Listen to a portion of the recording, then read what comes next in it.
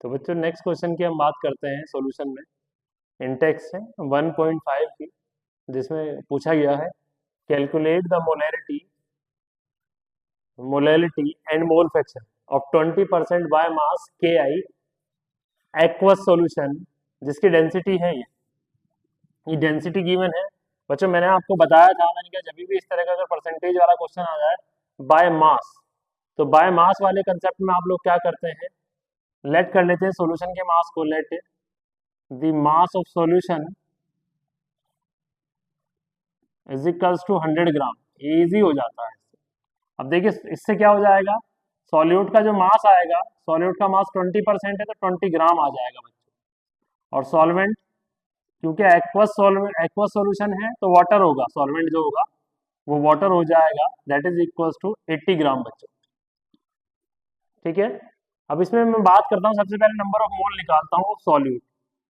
Solute मतलब के आई, potassium iodide. Potassium iodide का अगर मोलर मास की बात की जाए तो 39 जो होता है बच्चों, ये होता है किसका, पोटेशियम का। और आयोडाइड का जो होता है 127 होता है। वैल्यू आ जाएगी 166 आ जाएगी, ग्राम पर मोल आ जाएगी, ये वैल्यू आ जाती है। एन बी की अगर मैं बात करूं, N B is equal to number of mole of solid, कितना ग्राम है 20, और डिवाइड बाय 166, ये लगभग आ जाता है 1.2 आ जाता है बच्चों, 1.2 सॉरी 0.12 आ जाएगा। जब 0.12 आ जाएगी वैल्यू, नेक्स्ट मैं बात करता हूँ मोलैलिटी की। पहला क्वेश्चन मोलैलिटी, मोलैलिटी मोलैलिटी मतलब स्मॉल एम। अब small M number of mole upon mass of solvent, अच्छा मास ऑफ सॉल्वेंट इंटू 1000 अगर ग्राम में है बच्चों, तो देखिए 0.12 divide by mass of solvent कितना है 80 ग्राम है, और इंटू 1000 आ जाएगा बच्चों। इसकी जो वैल्यू आ जाती है स्मॉल एम की, ये 1.5 आ जाती है बच्चों मोलल, मोलैलिटी इतनी आ जाती है। उसके बाद नेक्स्ट टर्म जो हमारे पास है वो है मोलैरिटी। अगर मोलैरिटी आपको निकालना है बच्चों, बी पार्ट है, आपको मोलैरिटी निकालना है, तो मोलैरिटी के लिए आपके पास सॉल्यूशन का वॉल्यूम होना चाहिए कि वॉल्यूम का सॉल्यूशन, लेकिन डेंसिटी हमारे पास है, डेंसिटी 1.202 ग्राम पर मोल है बच्चों, सॉरी एमएल।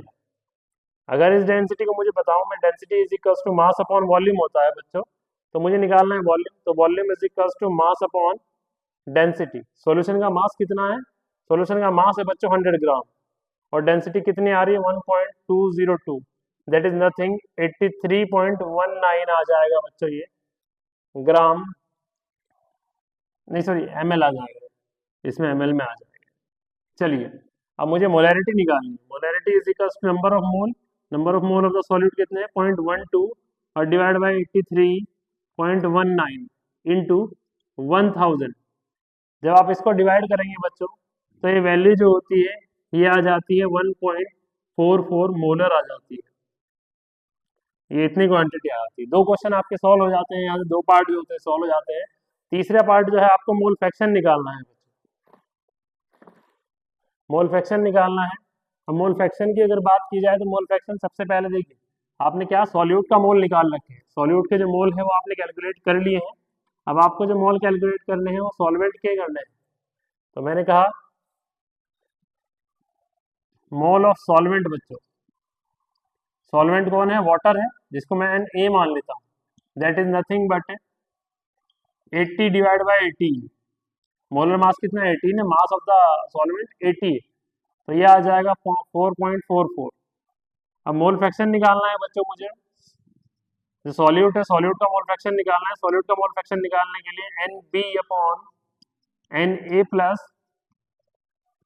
एन बी आ जाएगा। एन बी की जो वैल्यू है 0.12, और एन ए की जो वैल्यू आई है बच्चों 4.44, और 0.12 that is nothing but 0.12 divide by 4.56 is equal to 0.023 के आसपास आ जाएगी, ये वैल्यू आ जाती है बच्चों एक्स बी। इतना मोल फ्रैक्शन आ जाता है। तीनों क्वेश्चन आपके यहाँ सॉल्व हो जाते हैं, ऐसे तीनों पार्ट जो है इस क्वेश्चन के। ठीक है, थैंक यू बच्चों।